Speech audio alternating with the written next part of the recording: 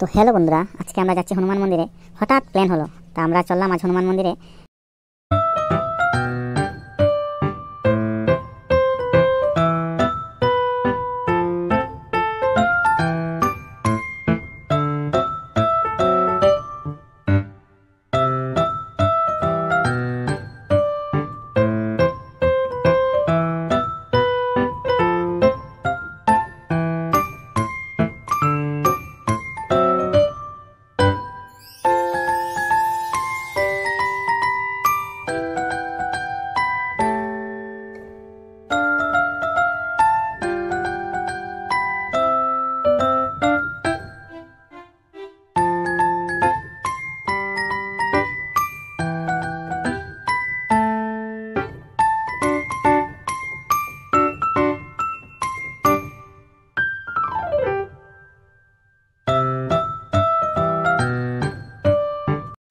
মন্দির সম্পূর্ণ ঘোরার পর এখন পূজা দেবার বেলা।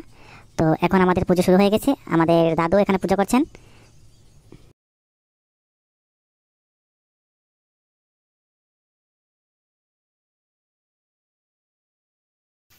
পুজো শেষের পরে একটু ফটো উঠে নিলাম।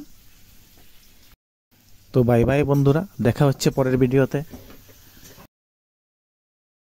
যারা যারা জানতে চান যে মন্দিরটি কোথায়, তাহলে আপনারা সবাই কমেন্ট বক্সে কমেন্ট করুন।